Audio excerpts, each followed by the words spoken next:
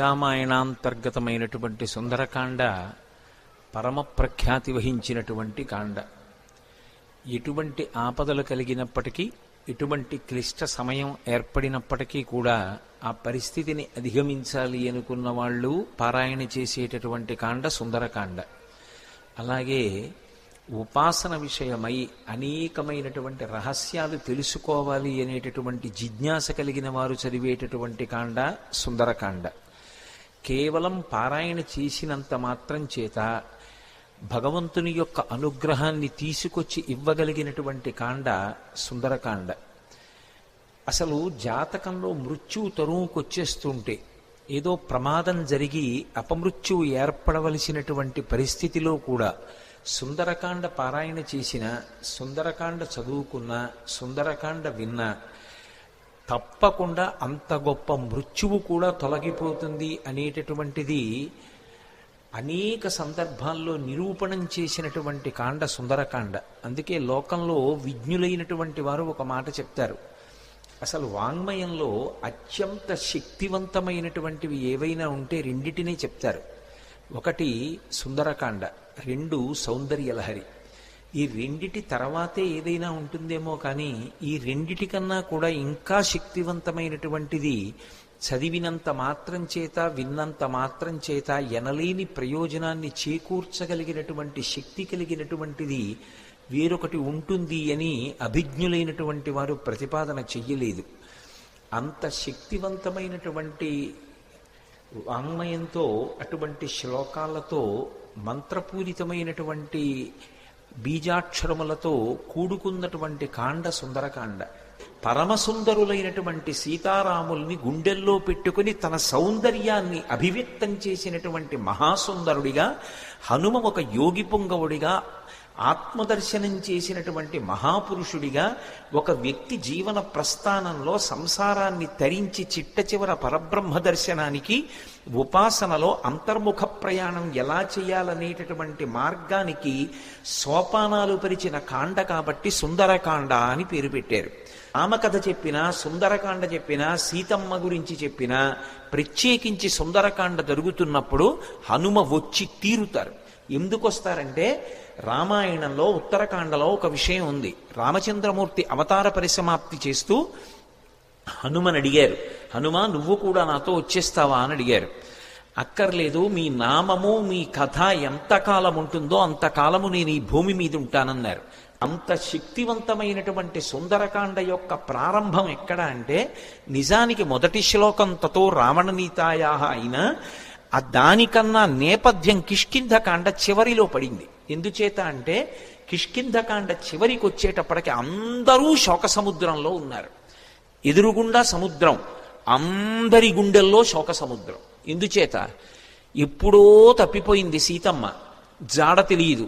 రాముడు ఏడుస్తున్నాడు, అన్న ఏడుస్తున్నాడు, లక్ష్మణుడు ఏడుస్తున్నాడు, భరతుడు అన్న కోసం ఏడుస్తున్నాడు, కౌసల్య సుమిత్ర కైకేయి బిడ్డల కోసం, రాముడి కోసం, కోడల కోసం, నందిగ్రామం వెళ్ళిపోయిన భరతుడి కోసం ఏడుస్తున్నారు.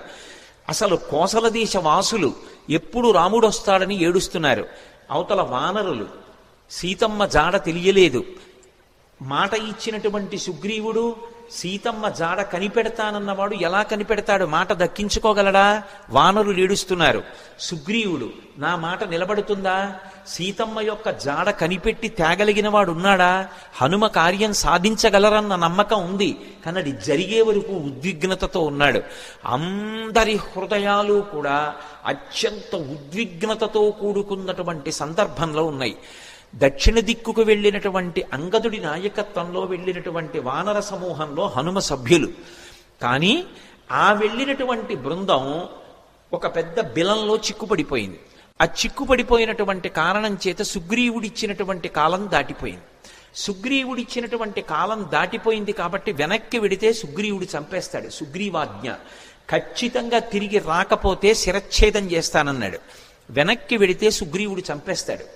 అందుకని వాళ్ళకి బ్రతకాలనుంది, కానీ బ్రతకడానికి మార్గం లేదు. ఇది సుందరకాండ ప్రారంభం. కష్టమన్న మాటకి చిట్ట చివరి స్థితి ఏది అంటే, బ్రతకాలని ఉన్నా ఇక బ్రతకడానికి మార్గం లేదు. అంత పెద్ద కష్టంలో ఉన్నారు. వెనక్కి వెడితే సుగ్రీవుడు చంపుతాడు, ముందుకు వెళ్ళడానికి మార్గం తెలియదు, సీతమ్మ ఎక్కడుందో జాడ తెలియదు. అందుకని ప్రాయోపవేశం చేశారు. మేమందరం చచ్చిపోతామని పడుకున్నారు. మేమేమి ముట్టుకోం, మా అంతటా మా శరీరాలు పడిపోతాయి, లేదా క్రూర మృగాలో పక్షులో ఏవో వచ్చి మమ్మల్ని చంపేస్తాయి, తినేస్తాయి అని పడుకున్నారు. నిజంగా వాళ్ళు చచ్చిపోదామని అనుకోవట్లేదు, బ్రతకాలనుంది, కానీ చచ్చిపోవడం వినా మార్గం లేదు. అది అక్కడున్న స్థితి. అంత శోక సముద్రంలో ఉన్నారు. అటువంటి స్థితిలో అకస్మాత్తుగా ఒక పక్షి అరిచింది. వాళ్ళు తెలిసో తెలియకో రామకథ చెప్పుకున్నారు పడుకుని.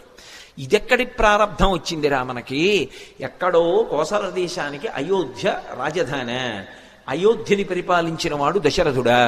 దశరథుడికి 3 భార్యలా? 60,000 సంవత్సరముల వయస్సు వచ్చే వరకు బిడ్డలు లేరా? బిడ్డలు పుట్టకపోవడానికి ఎదురొచ్చినటువంటి పాపాన్ని పోగొట్టుకోవడానికి అశ్వమేధయాగం చేసి మంచి కుమారుల్ని పొందడానికి పుత్రకామేష్టి చేశాడా? చేసిన యజ్ఞ ఫలితంగా రామలక్ష్మణ భరత శత్రుఘ్నులనేటటువంటి 4 ఉత్తమురైన కుమారుల్ని పొందాడా? పెద్దవాడు సుగుణాభిరాముడా? సీతమ్మ తల్లితో కలిసి తండ్రి మాట నిజం చేయడానికి అరణ్యవాసానికి వెళ్ళాడా? సీతమ్మ తల్లిని రాక్షసుడు అపహరించాడా? ఆ రామచంద్రమూర్తికి మన ప్రభువైన సుగ్రీవుడితో స్నేహం కుదిరిందా? వాలిని సంహరించి సుగ్రీవుడికి పట్టాభిషేకం చేశాడా? నీకెందుకు సీతమ్మ జాడ కనిపెడతానని మన ప్రభువైన సుగ్రీవుడు మాటిచ్చాడా? ఇచ్చిన మాట నిలబెట్టుకోవడానికి అన్ని దిక్కులకి వానరుల్ని పంపి మన ప్రారంధం కొద్దీ దక్షిణ దిక్కుకి మనని పంపాడా? మనం ఈ బిలంలో చిక్కుబడిపోయామా? సమయం దాటిపోయిందా? బ్రతకడానికి మార్గం లేక ప్రాయోపవేశం చేసి చచ్చిపోవడానికి సిద్ధపడుతున్నామా? మన కుటుంబాలు ఏమైపోతాయో, మన జాడ తెలియక ఎలా ఏడుస్తారో అని తెలిసో తెలియకో రామకథ చెప్పుకుంటున్నారు. అకస్మాత్తుగా ఓ పెద్ద పక్షి అరిచింది. ఎవడురా నా తమ్ముడైన జటాయువు పేరెత్తినవాడు అంది. వాళ్ళు కథాపరంగా జటాయువు పేరు చెప్పారు. వాళ్ళు చచ్చిపోదామని ఉంది, పక్షి వచ్చింది చంపేస్తుందేమో అన్నారు. అప్పుడు వెళ్ళి అడిగారు, ఎవరు నువ్వు అన్నారు. నేను జటాయువు యొక్క సోదరుడు సంపాతిని, నా రెక్కలు కాలిపోయాయి, నాకు రెక్కలు లేవు, నన్ను తీసుకెళ్ళండి సముద్రం దగ్గరికి, నా తమ్ముడు మరణించాడన్న వార్త తెలిసింది కాబట్టి నేను జలతర్పణ చేస్తానంది. జలతర్పణ చేసి మీరు ఎందుకు బాధపడుతున్నారని అడిగింది. సీతమ్మ జాడ తెలియదు అన్నారు. నేను సంపాతిని, నాకు విశేషమైనటువంటి దృష్టి శక్తి, నేను ఇక్కడ కూర్చుని చూస్తున్నాను, అదిగో లంకాపట్టణంలో సీతమ్మ ఉంది, నా మాట నమ్మండి, మీరు బయలుదేరండి, లంకలో అన్వేషించండి, మీకు సీతమ్మ కనపడుతుంది అంది. ఆ మాట సంపాతి చెప్పగానే కాలిపోయిన రెక్కలు మళ్ళీ వచ్చాయి కిష్కింధకాండ చివర్లో. అంటే రామకార్యం మీద వెడుతున్నటువంటి వాళ్ళకి మాట సాయం చేసినంత మాత్రం చేత కాలిపోయిన రెక్కలు మళ్ళీ పుట్టాయి. తెగిపోయిన రెక్క పెరగచ్చు, ఊడిపోయిన రెక్క మళ్ళీ అంటించచ్చు, ఏదో శస్త్రచికిత్స చేసి. అవి కాలిపోయాయి కాబట్టి ఇక మొలవో పక్షికి. కానీ అది చేసిన పని ఏమిటంటే రామకార్యం మీద వెడుతున్న వాళ్ళకి గుక్కెడు మంచినీళ్లు కాదు ఇచ్చింది, ఒక్క మాట సాయం చేసింది. మాట సాయం చేసినంత మాత్రం చేత కాలిపోయిన రెక్కలు వచ్చాయి. అంటే రామ కార్యం మీద వెడుతున్న వాళ్ళకి చేసేటటువంటి ఉపకారమునకు ఉండేటటువంటి బలం, రామ కథ తెలిసో తెలియకో చెప్పుకున్నంత మాత్రం చేత కలిగేటటువంటి ఫలం ఆవిష్కరించారు కిష్కింధకాండ చివరిలో. కాబట్టి ఇప్పుడు సంపాతి వాక్కులు విని వాళ్ళందరూ దక్షిణ సముద్రానికి ఉత్తర తీరంలో కూర్చున్నారు. 100 యోజనముల లవణ సముద్రాన్ని దాటి వెళ్ళాలి. ఎవరు 100 యోజనముల సముద్రాన్ని దాటి వెడతారు? అందరూ ఎవరి బలాన్ని వాళ్ళు చెప్తున్నారు. అందులో పెద్ద పెద్ద వానరులు ఉన్నారు. వాళ్ళందరూ ఏదో 30 అన్నారు, 40 అన్నారు, 50 అన్నారు, 60 అన్నారు, 70 అన్నారు. అంగదుడు అన్నాడు, నేను 100 యోజనములు దాటి లంకాపట్టణానికి వెడతాను, కానీ తిరిగి రాగలనో రాలేనో చెప్పలేనన్నాడు. అందరూ అంతమంది పరివారం ఉండగా, పరివారం ఇక్కడ కూర్చుంటే ప్రభువు వెళ్ళి కార్యం చేస్తుంటే ఇంకెందుకు ఈ పరివారం, అలా నువ్వు వెళ్ళకూడదన్నాడు పెద్దవాడు జాంబవంతుడు. మరి ఎవరు వెడతారు? ఒక్క స్వామి హనుమ మాత్రం సముద్ర తీరంలో మిగిలిన వానరులకందరికీ దూరంగా కూర్చుని రామనామ జపం చేస్తున్నారు. ఎందుకని? ఆయనకి చిన్నతనంలో శాపం ఉంది. దేవతలందరూ ఇచ్చినటువంటి వరముల చేత విపరీతమైన బలం ఏర్పడిపోయింది. ఆ బలం ఏం చెయ్యాలో తెలియక చిన్నతనంలో మహర్షులు మడిబట్టలు ఆరేసుకుంటే వాటిని చింపేసేవారు, యజ్ఞకుండాలు కనపడితే తిరగతోసేసేవారు.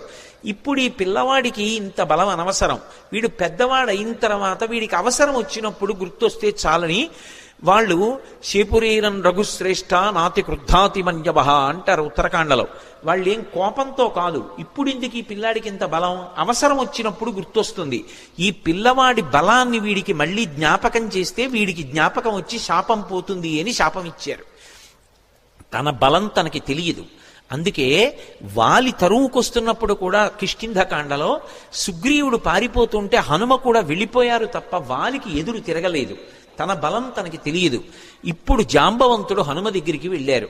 వెళ్ళి, నాయనా హనుమ, వానరజాతి యొక్క పరువు ప్రతిష్టలన్నీ నీ చేతుల మీద ఉన్నాయి. ఇంతటి బలసంపన్నుడవి. ఈ లోకంలో ముగ్గురున్నారు గమనవేగం ఉన్నవారు. అంత వేగంగా వెళ్ళగలిగినటువంటి ప్రాణి నాల్గవది లేదు. మొట్టమొదటి వాడు వాయుదేవుడు నీ తండ్రి, రెండవ వాడు గరుత్మంతుడు, మూడవ వాడు నువ్వు.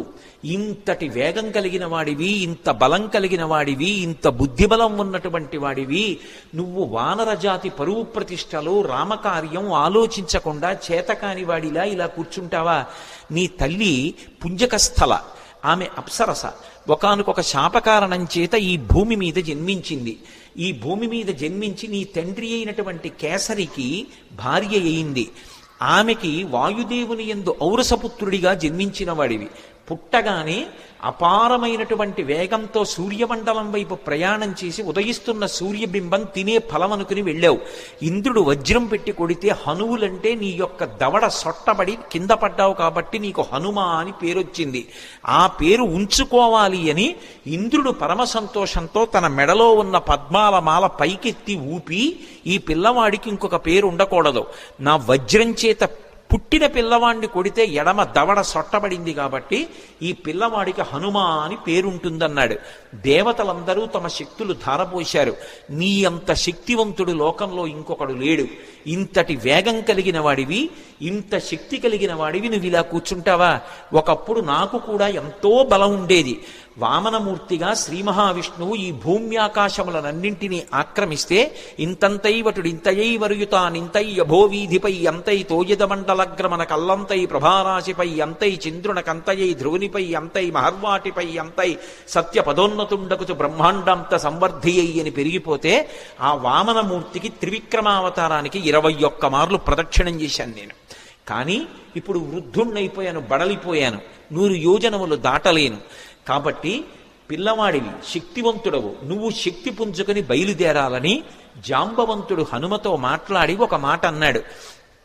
హనుమాన్ హరిరాజస్య సుగ్రీవస్య సమోహ్యపి రామలక్ష్మణయోశ్చాపి తేజసాచ బలీనచ.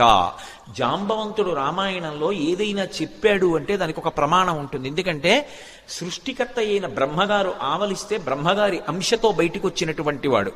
ఆయన అంటున్నాడు, హనుమాన్ హరిరాజస్య, ఓ హనుమ, నువ్వు వానరులకంతటికీ కూడా రాజుతో సమానమైన వాడివి. పేరుకి సుగ్రీవుడు రాజు, కానీ సుగ్రీవుడి కన్నా నువ్వు ఏ విషయంలో తక్కువ కాదు. సుగ్రీవుడే కాదు, రామలక్ష్మణయోశ్చాపి తేజసాచ బలీనచ, రామలక్ష్మణులతో కూడా నువ్వు తేజస్సులో బలంలో సమానమైనటువంటి వాడివి. అటువంటి వాడివి ఇలా కూర్చుంటావా? ఉత్తిష్ట హర్షార్దూల హరిషార్దూల లంఘవస్య మహార్ణవం పరాహి సర్వభూతానాం హనుమన్యా గతిస్తవ. ఓ హనుమ, నీవు నీ బలాన్ని జ్ఞాపకాన్ని తెచ్చుకొని పైకి లేచి ఈ సముద్రాన్ని దాటు. నువ్వు దాటుతున్నప్పుడు ఈ బ్రహ్మాండంలో ఉన్నటువంటి సమస్త భూతములు ఆశ్చర్యపోతాయి నీ గమనశక్తిని చూసి. ఆశ్చర్యపోయి భూతకోటి అంతా లేచి నిలబడి నమస్కరిస్తుంది. అంత వేగంతో వెళ్ళగలిగిన వాడివి. అటువంటి వాడివి ఇలా కూర్చోకూడదు. వానర జాతి పరువంతా నీ చేతిలో ఉంది. నువ్వు ఇవాళ వెళ్ళి సీతమ్మ దర్శనం చేసి వచ్చి ఆమె జాడ తీసుకొస్తే మనం వెళ్ళి మళ్ళీ సుగ్రీవుడికి చెప్తే, సుగ్రీవుడు రాముడికి చెప్తే, రాముడి వలన ఉపకారం పొందినటువంటి సుగ్రీవుడు ప్రత్యుపకారం చేశాడనేటటువంటి మాట నిజమవుతుంది. లేకపోతే మన ప్రభువు పరువు పోతుంది. ప్రభువు చేత పరిపాలింపబడిన వానర జాతి పరువు పోతుంది. ఇంతమంది పరువు నీ చేతిలో ఉంది. ఇంతమంది శోకాన్ని పోగొట్టగలిగిన వాడివి నువ్వే. నాయనా లే అని ఒక్కసారి ప్రచోదనం చేస్తే శాప విమోచనం అయిపోయింది. తెలియక ఒక మాట అంటుంటారు, హనుమకి తన బలం గుర్తు చెయ్యాలని. మనం ఇప్పుడు జ్ఞాపకం చెయ్యక్కర్లేదు. ఎప్పుడో కిష్కింధకాండ చివరిలో సుగ్రీవుడు చేసినటువంటి స్తోత్రం చేత హనుమ యొక్క ఆ శాపమంతా విమోచనం అయిపోయింది. వెంటనే ఆయన తన బలాన్ని తాను జ్ఞాపకానికి తెచ్చుకుని మహేంద్రగిరి మీదకి ఎక్కుతూ అక్కడ నిలబడి ఒక మాట చెప్పారు.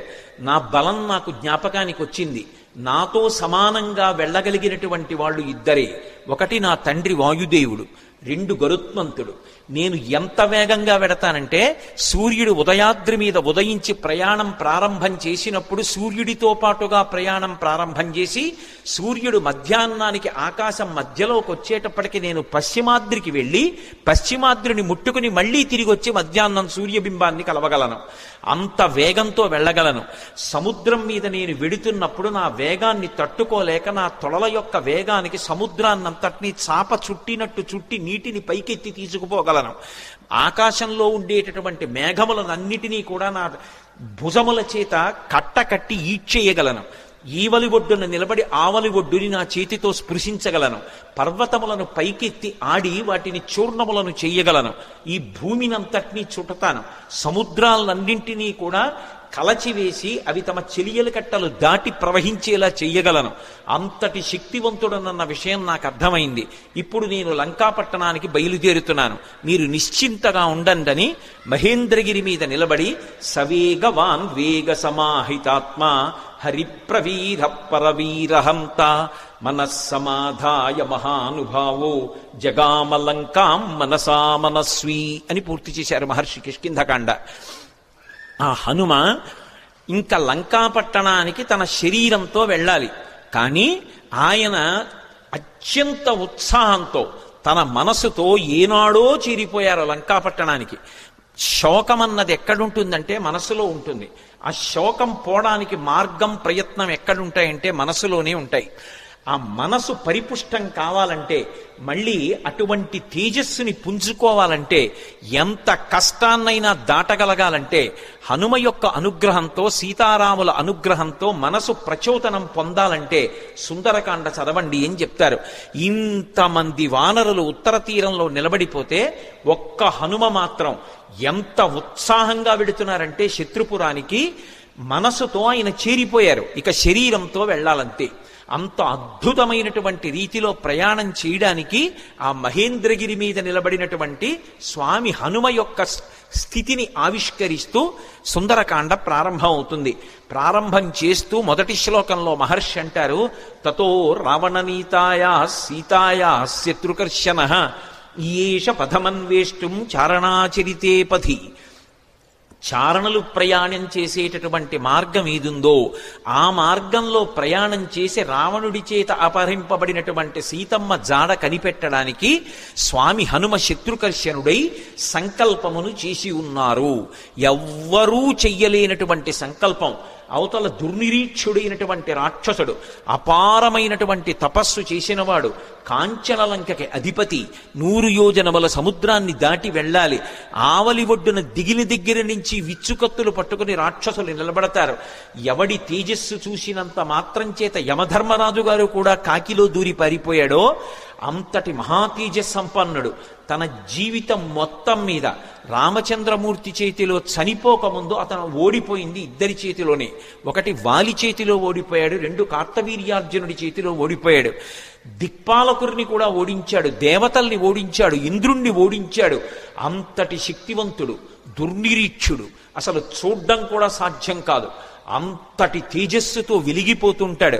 కొన్ని కోట్ల మంది రాక్షసులు నిరంతరం పరివేష్టించి ఉండి లంకాపట్టణాన్ని కాపలా కాస్తూ ఉంటారు. అటువంటి లంకాపట్టణంలో అతను ప్రాణ సమానంగా భావించి దాచినటువంటి సీతమ్మ యొక్క జాడ కనిపెట్టాలనేటటువంటి సంకల్పం చేసుకుని బయలుదేరుతున్నారంటే అటువంటి సంకల్పం చెయ్యగలిగినటువంటి వాడు వేరొకడెక్కడుంటాడు.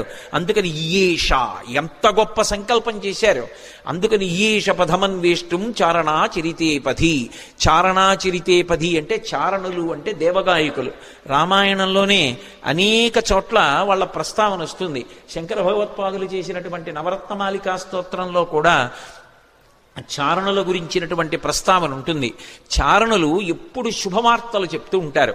సుందరకాండ ప్రారంభమే శుభవార్తలు దేవతలకి చెప్పేటటువంటి చారణుల యొక్క ఒక్కసారి వాళ్ళ స్మరణతో ప్రారంభమవుతుంది. అంటే సుందరకాండ ఎవరు చదువుతున్నారో ఎవరు వింటున్నారో వాళ్ళు శుభవార్త వింటారు అన్నది అన్యాపదేశంగా వాల్మీకి మహర్షి జాతికి ఇస్తున్నటువంటి అభయం. ఆ చారణులు దేవగాయకులు, వాళ్ళు భూమికి దగ్గరగా తిరుగుతూ ఉంటారు. వారు భూమి మీద దిగరు, ఆకాశ మార్గంలో వెడుతూ ఉంటారు. అంటే స్వామి హనుమ సముద్రం మీద కాకుండా, సముద్రానికి తగలకుండా ఆకాశ మార్గంలో వెళ్ళడానికి నిర్ణయించుకున్నారు అన్నది భావన. ఎందుచేత అంతటి శక్తివంతుడు, అంతటి గమనవేగం కలిగిన వాడు, గరుత్మంతునితో సమానమైన వాడు కాబట్టి ఆయన వెళ్ళగలరు ఆకాశంలో. కాబట్టి తతో రావణనీతాయా సీతాయా శత్రుకర్షణ ఈయేష పథమన్వేష్టం చారణా చరితే పథి. అదే శ్లోకం సంసారమనేటటువంటి సముద్రాన్ని తరించడానికి ఎటువంటి ఉపాయములను అనుష్ఠిస్తారో అటువంటి ఉపాయములు హనుమ ద్వారా ఆవిష్కరింపబడిన కాండ కాబట్టి అదే శ్లోకాన్ని వేరొక రకంగా అన్వయం అయినప్పుడు హనుమ వలన మాత్రమే మళ్ళీ అందులో ఇంకొక విషయం ఆవిష్కరింపబడుతుంది. ఆయన చారణా చరితే పది, చారణులు వెళ్ళినటువంటి మార్గంలో వెడుతున్నారు. చరణము అన్న మాట దేనికి అన్వయం అవుతుందంటే ప్రధానంగా వేదంలో ఉండేటటువంటి మంత్రభాగాలు ఉంటాయి. వేదంలో ఉండేటటువంటి మంత్రభాగాలకి సంబంధించినటువంటి విభాగాల్ని చరణములు అని పిలుస్తారు. చారణ చరితేపథి అంటే వేదము చేత చెప్పబడినటువంటి సంప్రదాయబద్ధమైనటువంటి మార్గంలో ప్రయాణం చేసి బ్రహ్మ విద్యాస్వరూపిణి అయినటువంటి సీతమ్మ జాడ తెలుసుకోవడానికి ఒక గొప్ప ఉపాసకుడు ఉపాసన ప్రారంభం చేశాడు. అంతర్ముఖత్వాన్ని, లంక అనబడేటటువంటి ఈ శరీరం లోపలికి వెళ్ళి ఇక్కడే ఉన్నటువంటి సీతమ్మ యొక్క దర్శనానికి వెడుతున్నాడు. అలా వెడుతున్నవాడు మహాసాధకుడు, మహాపురుషుడు. ఆయన తప్ప మిగిలిన వాళ్ళు ఈ కంటితో ఎదురుగుండా ఉన్న వాటిని చూసి ఆనందపడుతుంటే, భోగం అనుభవిస్తుంటే, ఆయన ఈ కన్నులు మూసి వేదము చేత చెప్పబడినటువంటి మంత్రములను ప్రమాణంగా తీసుకుని చారణా చరితేపథి, ఆ వేదము చెప్పిన సంప్రదాయ పద్ధతిలో అంతర్ముఖత్వంతో లోపల ఉన్నటువంటి బ్రహ్మ విద్యాస్వరూపిణి అయినటువంటి జగన్మాత దర్శనానికి బయలుదేరుతున్నారు. ఇది చెప్పడం ఆ శ్లోకానికి ఉన్నటువంటి ఆంతరమైనటువంటి అర్థం.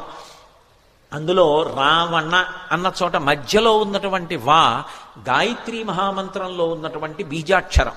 అక్కడికి వచ్చేటప్పటికి బీజాక్షరం ప్రతిపాదింపబడింది. గాయత్రీ మంత్రం ఒక్కదానికి ఒక ప్రత్యేకత. 24 అక్షరాలు బీజాక్షరాలే. 24 అక్షరాలకి ఋషులున్నారు, 24 అక్షరాలకి అధిష్టాన దైవాలు ఉన్నారు. ప్రత్యేకించి ఈ వా అన్న అక్షరాన్ని రోజు గాయత్రీ మహామంత్రంలో అంతర్భాగంగా ఎవరు జపం చేస్తారో వాళ్ళకి అజ్ఞానము తొలగిపోయి జ్ఞానము కలుగుతుంది. అంత గొప్పగా అజ్ఞానమును తొలగించగలిగినటువంటి ఒక యోగి స్వరూపయ్యి అటువంటి మార్గాన్ని మనకి ప్రచోదనం చేస్తూ ఉపాసనా రహస్యములను ఆవిష్కృతమయ్యేటటువంటి రీతిలో స్వామి హనుమ లంకాపట్టణానికి బయలుదేరుతున్నారన్నది ఆ శ్లోకంలో సంకేతం. అందుకని తతో రావణనీతాయా సీతాయా శత్రుకర్షణ ఈయేష పథమన్వేష్టం చారణా చరితేపథి. శత్రుకర్షణ అంటే శత్రువులను అణచినవాడు. ఏవి శత్రువులు? కామక్రోధ లోభ మద మోహమాత్సర్యములే శత్రువులు. కానీ లోకంలో అందరికీ ఎవడి కామం వాడికి సంతోషంలా అనిపిస్తే అవి శత్రువులని భావించి వాటిని పక్కకి పెట్టి భగవద్దర్శనం కోసమని శ్రమిస్తున్నవాడెవరున్నాడో వాడు ఉపాసకుడు. అందుచేత ఆయన శత్రుకర్షణుడైనటువంటి హనుమ బయలుదేరుచున్నారు. ఈ శ్లోకంలో గొప్ప విషయం ఏమిటంటే అసలు ఎప్పుడూ రామాయణం వినని వాడికి ఈ శ్లోకంతో కథ మొదలుపెట్టారనుకోండి, అందులో హనుమ పేరు లేదు. మీరు పూర్వాపరాలు చెప్తే తప్ప ఎవరు బయలుదేరుతున్నారో తెలియదు. కానీ ఈ జాతి గొప్పతనం ఏమిటంటే రామాయణం తెలియని వారు ఉండరు కాబట్టి హనుమ బయలుదేరుతున్నారు అని నేను చెప్పేసేయచ్చు. యథార్థంగా ఆలోచిస్తే అందులో ఎక్కడుంది హనుమ పేరు? ఆ ప్రారంభ శ్లోకంలో తతో రావణనీతాయా సీతాయా శత్రుకర్షణ ఈయేష పథమన్వేష్టం చారణా చరితేపథి. ఆయన బయలుదేరుతున్నారు. ఎవరాయన? హనుమ. అంటే కిష్కింధకాండతో అన్వయం చేయి. సుందరకాండని సుందరకాండగా మొదలు పెట్టేయవద్దు. సుందరకాండ గొప్పతనం తెలియాలంటే, రామకథా బలం తెలియాలంటే, హనుమ యొక్క వైభవం తెలియాలంటే, అందరూ సంతోషాన్ని పొందడం మొదలైందని తెలియాలంటే, ఆయన ప్రయాణించేటటువంటి ఆయన శక్తి నీకు తెలియాలంటే కిష్కింధకాండతో అన్వయం చేసే సుందరకాండ మొదలుపెట్టు సుమా. అన్యాపదేశంగా మహర్షి యొక్క సంకేతం. అందుకని ఇప్పుడు స్వామి బయలుదేరడానికి సిద్ధంగా ఉన్నారు.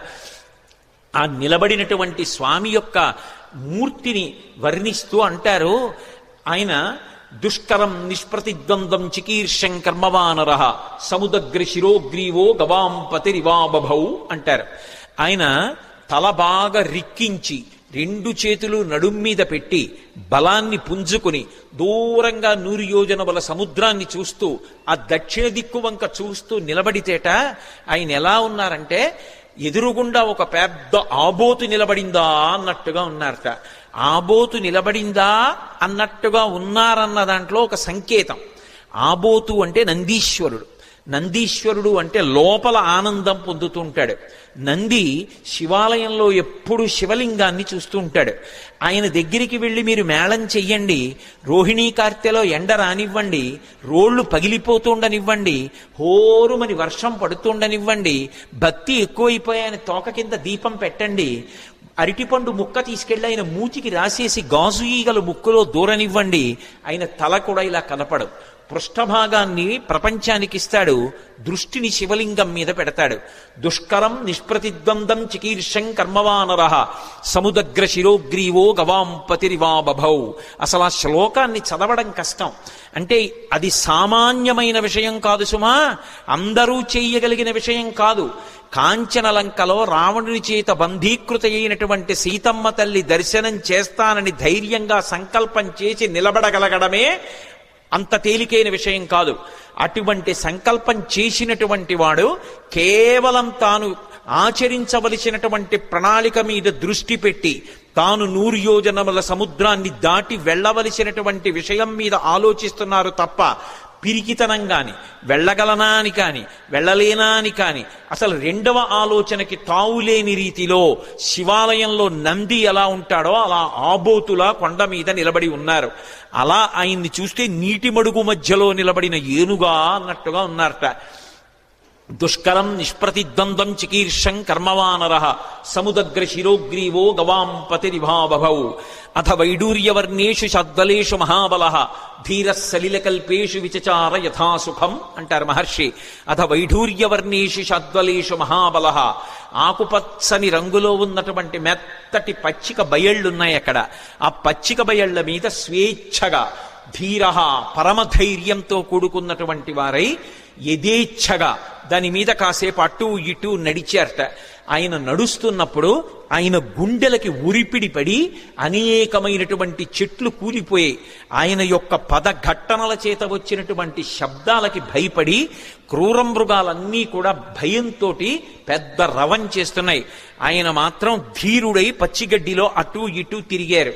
అంటే లౌకికమైనటువంటి భోగములను త్రోసిరాజని శరీరం ఎంత క్లేశం పొందినా ఒకప్పుడు పాతాళలింగం దగ్గర కూర్చుని ధ్యానం చేస్తున్నటువంటి భగవాన్ రమణుల తొడల కింద తేళ్లు జెర్రిలు చేరి కరి చేస్తే నెత్తురు కారిపోయి మాంసం బయటికొచ్చి అట్టలు కట్టినా స్పృహలేక అన్ని భోగములను విసర్జించి కటిక చీకట్లో ముళ్ళకంపల్లో భగవద్దర్శనాన్ని అపేక్షిస్తూ ధ్యానమనందు నిలబడిపోయినటువంటి భగవాన్ రమణుల యొక్క స్థితి ఎలా ఉంటుందో అలా సమస్త భోగములను త్రోసిరాజని శరీరం ఎంత క్లేశపడినా భగవద్దర్శనాభిలాషి అయి ఆ లంకాపట్టణాన్ని చేరడానికి సీతామాత దర్శనానికి ఉద్యుక్తులవుతున్నటువంటి హనుమ యొక్క ఆ తిరుగులేనటువంటి విశ్వాసమునకు ఆయన యొక్క నిర్ణయానికి ప్రతీకగా నిలబడినటువంటి ఆ బాహ్య స్థితిని ఆవిష్కరిస్తుంది శ్లోకం. అందుకని అథ వైడూర్యవర్ణేషు శాద్వలేషు మహాబల ధీర సలిలకల్పేషు విచచార యథాసుఖం. ఆయన బయలుదేరడానికి సిద్ధపడి ఒక్కసారి దక్షిణ దిక్కు వంక చూశారు. హనుమ సంప్రదాయాన్ని నేర్పుతున్నారు, లేదా రామాయణము వేదోపబృంహణము మనం ఎలా బ్రతుకాలో నేర్పుతుంది. సూర్యాయ సూర్యభగవానుడికి నమస్కారం. వెడుతున్న కార్యం లంకాపట్టణానికి వెళ్ళి సీతమ్మను అన్వేషించాలి. శరీరంలో అవయవాలకి బలం ఉండాలి. అవతల శత్రువుల్ని మర్దించాలి. రావణుడితో మాట్లాడాలి. సీతమ్మ దర్శనం చెయ్యాలి. దీనికి ఇంద్రియములన్నిటికీ కూడా పటుత్వం ఉండాలి. సమస్త ఇంద్రియములకు పటుత్వమునివ్వగలిగినటువంటి మహేంద్రుడికి నమస్కారం. సూర్యాయ మహేంద్రాయ పవనాయ, ఈ శరీరాన్నిచ్చినటువంటి నా తండ్రి వాయుదేవుడికి నమస్కారం. స్వయంభువే, స్వయంభువే అంటే బ్రహ్మగారిని ఒక అర్థం, లేదా రామచంద్రమూర్తికే నమస్కారం చేశారని ఒక అర్థం. స్వయంభువే భూతేభ్యశ్చ అంజలిం కృత్వా, సమస్త భూతకోటికి నమస్కరిస్తున్నాను. నేను వెడుతున్న ఈ కార్యం ఇంత గొప్ప కార్యం, దీనికి సమస్త భూతములు నాకు ఉపకరించుగాక. ఎంత వినయంతో బయలుదేరుతున్నారో చూడండి. ఎంత పెద్ద కార్యాన్నైనా ఎవడు సాధిస్తాడంటే, ఎవడు వినయంతో నిలబడగలడో వాడు సాధిస్తాడు తప్ప, ఇంత పెద్ద కార్యం మీద వెడుతున్న వాడిని నేననుకున్నవాడు ఎవడున్నాడో వాడు సాధించలేడు. ఇన్ని కోట్ల మంది వానరులు చెయ్యలేని పని చెయ్యడానికి ఆయన ఒక్కడెడుతున్నాడు. కానీ మీరు చెయ్యలేని దానికి నేను ఎడుతున్నానంట లేదు. ఇంత పెద్ద కార్యానికి నేను వెడుతున్నాను కాబట్టి మీరందరూ నాకు ఉపకారం చెయ్యాలి, మీరు లేని నేను చెయ్యలేను. భూతేభ్యశ్చంజలిం కృత్వా చకార గమనేమతిం. కానీ వెడుతున్నది దక్షిణ దిక్కుకు వెడుతున్నారు. ఏదైనా శుభకార్యం ప్రారంభం చేస్తూ దక్షిణ దిక్కుకి తిరిగి నమస్కారం చెయ్యకూడదు. ఒక్క సంధ్యావందనంలో మాత్రం దిగ్దేవతా నమస్కారం అని చేస్తాం. చేసినప్పుడు 4 దిక్కులకి పైకి కిందకి కూడా నమస్కారం చేస్తాం. ఉత్తప్పుడు ఎప్పుడూ కూడా దక్షిణ దిక్కుకి తిరిగి నమస్కారం చేయకూడదు. అలా చేస్తే అది పితృలోకాధిపతి అయినటువంటి యమధర్మరాజు గారికి అందుతుంది. అందుకని దక్షిణ దిక్కుకి నమస్కారం చెయ్యరు. కాబట్టి దక్షిణానికి చెయ్యకూడదు. కాబట్టి సంప్రదాయంలో తేజస్సు పెరగాలి అంటే తూర్పు దిక్కుకి తిరిగి నమస్కారం చెయ్యాలి. అంజలిం ప్రాముఖ కుర్వన్ పవనాయాత్మయోనయే తతో హి వహృదే గంతుం దక్షిణో దక్షిణాం దిశం. దక్షిణ దిక్కుకు వెళ్ళడానికి తన శరీర బలాన్నంతటినీ కూడా పుంజుకుని శరీరాన్ని పెద్దదిగా పెంచే ముందు ఒక్కసారి తూర్పుకి తిరిగారు. దక్షిణానికి ప్రయాణం. కానీ తూర్పుకి తిరిగి అంజలి ఘటించారు సూర్యనారాయణమూర్తికి. అంజలి ఘటించి తన తండ్రి అయినటువంటి వాయుదేవుడికి ఇంకొక్క మారు నమస్కారం చేశారు. శరీరాన్నిచ్చినటువంటి తండ్రి అంటే శంకరాయచ మయస్కరాయచ అంటుంది. పరమశివుడు ఇంట్లో తిరిగితే కరచనాదులతో అదే తండ్రి. అటువంటి తండ్రి రూపంలోనే పరమేశ్వరుడు తిరుగుతూ ఉంటాడు అని. అటువంటి తండ్రికి వేరొక్క పర్యాయం నమస్కారం చేశారు. అంజలిం ప్రముఖ కుర్వన్ పవనాయత్మయోనయే తతోహి వవృతే గంతుం దక్షిణో దక్షిణాం దిశం. ఇప్పుడు ఇక బయలుదేరాలి. పెద్ద శరీరాన్ని పర్వతంలా పెంచారు. పెంచి ఇక బయలుదేరడానికి సిద్ధపడుతూ సచచాలాచలశ్చాపి ముహూర్తం కపిపీడిత తరూణాం పుష్పితాగ్రాణాం సర్వం పుష్పమశాతయత్ గిరిణా పీడ్యమానేనా పీడ్యమానాని సర్వశః గుహావిష్టాని భూతాని వినేదుర్వికృతైశ్వరైః తాస్తథా సవిషైర్దష్టా కుపితైస్తైర్మహాశిలాః జజ్జ్వల పావకో దీప్తా బిబిదుశ్చ సహస్రధా యాని ఔషధజాలాని తస్మిన్ జాతాని పర్వతే విషఘ్నాన్యపి నాగానాం నశేకుష్యమితుం విషం అన్నారు మహర్షి. ఎంత అద్భుతంగా వర్ణించారో. పర్వతాకారుడై నిలబడి ఆ మహేంద్ర పర్వతాన్ని తన 2 పాదముల చేత గట్టిగా పీడించారు. ఆ తొక్కి పట్టేటప్పటికి గుహలన్నీ కూడా మూసుకుపోయాయి. ఆ మూసుకుపోయే ముందు ఆ పర్వతం కదిలింది. కదిలి చెట్లకున్నటువంటి పువ్వులన్నీ రాలిపోయాయి. ఆ రాలిపోయినటువంటి పువ్వులన్నీ ఆయన ఒంటి మీద మహేంద్రగిరి మీద పడ్డాయి. ఇది మహేంద్రగిరి పుష్పాల కొండ అనిపించింది. ఆయన ఒళ్ళంతా పువ్వులు. ఇంకొంచెం నొక్కారు. గుహావిష్టాని భూతాని వినేదుర్వికృతైశ్వరైః. అందులో పెద్ద పులులు, సింహాలు, రకరకాలైన క్రూర జంతువులు ఉన్నాయి. ఆ గుహల్లో పడుకున్నాయి. ఎప్పుడైతే గుహ నొక్కుకుపోతోందో అవి బయటికి పారిపోదామని లేచి బయటికి వస్తున్నాయి. నడుందాకా బయటికి వచ్చేటప్పటికి గుహ నొక్కుకుపోయింది. సగం శరీరం లోపలుండిపోయింది, సగం శరీరం బయట ఉండిపోయింది. అప్పటి వరకు ప్రశాంతంగా ఉన్నటువంటి మహేంద్రగిరి ఒక్కసారి క్రూర మృగాల యొక్క పెద్ద పెద్ద అరుపులతో కొండంతా నిండిపోయింది. ఉత్తర క్షణం ఆశ్చర్యపోయారు. ఏమైంది ఈ కొండకి? ఈ కొండ బద్దలైపోతోందా? ఎవరైనా రాక్షసులు వచ్చి దీన్ని భేదిస్తున్నారా అని. అంత పెద్ద అరుపులతో నిండిపోయింది. ఇంకా గట్టిగా నొక్కారు. నొక్కేటప్పటికీ శాస్తదాస విషైర్దష్టాః కుపితైస్తైర్మహాశిలాః. అందులో పెద్ద పెద్ద నాగుపాములు కలుగుల్లో పడుకునున్నాయి. విషాలతో కూడుకున్నటువంటి సర్పములు, అనేకమైన సర్పములు ఉన్నాయి. ఇందాక గుహలు నొక్కుకున్నాయి. ఇప్పుడు చిన్న చిన్న కన్నాలు, కలుగులు కూడా నొక్కుకుపోతున్నాయి పర్వతం తొక్కేస్తుంటే. ఆ కలుగుల్లో ఉన్నటువంటి పావులన్నీ బయటికి బుస్ అని పైకొచ్చాయి. సగం పైకొచ్చేటప్పటికే ఆ కలుగు నొక్కుకుపోయింది. నడుం దగ్గర నుంచి లోపలకు ఉండిపోయింది, మిగిలింది పైకుండిపోయింది. వాటికి విశేషమైన ఆగ్రహం వచ్చి పడగలు విప్పాయి. ఆ పడగలు విప్పేటప్పటికి నల్లటి స్వస్తికాకారాలు కనపడుతున్నాయి. ఒక్కసారి మహేంద్రగిరి అంతా పావులన్నీ పడగలు విప్పితే స్వస్తికాకారంతో పావుల పడగలు కనపడుతుంటే విచిత్రమైనటువంటి శోభని పొందింది. ఆ పడిపోతున్నప్పుడు బంగారు శిలలు, వెండి శిలలు కిందకి పడిపోతుంటే అవి ఉరుసుకున్నప్పుడు కొండంతా ఎక్కడ చూసినా బంగారు గీతలు, వెండి గీతలు, పచ్చగా తెల్లగా గీతలు పడిపోయింది. ఈ బయటికి వచ్చేసినటువంటి పావులు ఇవన్నీ ఎంతసేపట్లో, నేను వర్ణించినంతసేపు పట్టదు, ఒక్క క్షణకాలంలో బయటికి వచ్చినటువంటి పాములు తమ పడగలు విప్పి ఆ బాధ తట్టుకోలేక పక్కన ఉన్నటువంటి శిలల్ని కాటువేశాయి. వాటి విషం వచ్చి శిలలకి తగిలేటప్పటికీ ఆ శిలల్లోంచి అగ్నిహోత్రం పుట్టి ఒక్క క్షణంలో మహేంద్రగిరి అంతా కూడా అగ్నిహోత్రంలో తగలబడిపోతోంది. అక్కడ అనేకమైనటువంటి ఓషధులు ఉన్నాయి. యాని ఔషధజాలాని తస్మిన్ జాతాని పర్వతే విషఘ్నాన్యపి నాగానాం నశేకుష్యమితుం విషం. ఆ ఓషధులు పాముల యొక్క విషాన్ని పోగొట్టగలవు, కానీ అంత గొప్ప కాట్లు వేస్తే పుట్టినటువంటి విషంలోని అగ్నిహోత్రాన్ని అక్కడ ఉన్నటువంటి పాములు ఏవీ కూడా, అక్కడ ఉన్నటువంటి ఓషధులు ఏవీ కూడా ఆర్పలేకపోయాయి. పొగ్గున మంటలు మండిపోతున్నాయి. ఒక పక్క గుహల్లో సగం శరీరాలు ఉండిపోయాయి. ఈ పావులు, క్రూర జంతువులు ఈ వేడి ఎక్కడ లేని అరుపులు అరుస్తున్నాయి. అలా అరుస్తున్నటువంటి సమయంలో అక్కడ విద్యాధరులు, గంధర్వులు మొదలైనటువంటి వాళ్ళు బంగారు పాత్రలు తెచ్చుకుని అందులో మద్యం పోసుకుని మంచి మంచి మాంసాలు తెచ్చుకుని తింటూ, ఎద్దుల యొక్క తోళ్లు భూమి మీద పరుచుకుని తమ కాంతలతో కలిసి కూర్చుని మాంసం తింటూ మద్యం సేవిస్తున్నారు. అకస్మాత్తుగా కొండ కదిలిపోయింది. దర్శయంతో మహావిద్యాం విద్యాధర మహర్షయ సహితాస్తస్తురాకాశే వీక్షాంచ కృష్య పర్వతం. దర్శయంతో మహావిద్యాం అంటారు మహర్షి. విద్యాధరులు, గంధర్వులు తమ యొక్క మహావిద్యని ప్రదర్శించారు. ఏమిటా మహావిద్య అంటే, కొండంతా కదిలిపోయి పావులన్నీ పైకి లేచి క్రూర మృగాలు అరిచి, చెట్లన్నీ అకస్మాత్తుగా పువ్వులు కురిసేసి పెద్ద పెద్ద అరుపులరిచి అగ్నిహోత్రం పుట్టేసింది. బంగారు పాత్రలు వదిలేశారు, మద్యం వదిలేశారు, ఆహారం వదిలేశారు, ఎద్దుల తోళ్లు వదిలేశారు. భార్యల్ని మాత్రం చంకలో పట్టుకుని అకస్మాత్తుగా ఆకాశంలోకి ఎగిరిపోయి ఆధారం లేకుండా వాళ్ళు ఆకాశంలో నిలబడ్డారు. నిలబడి కాలిపోతున్నటువంటి మహేంద్రగిరిని చూశారు. చూసి ఆశ్చర్యపోయి వీక్షాంచ కృష్య పర్వతం, ఏమి ఈ కొండ బద్దలైపోతోందా, ఏమి ఎవరూ కనపట్టలేదు, ఏమైంది ఈ కొండకు, అసలు ఏం జరిగి అకస్మాత్తుగా మహేంద్రగిరి ఇలా అయిపోతోందని తెల్లబోయారు.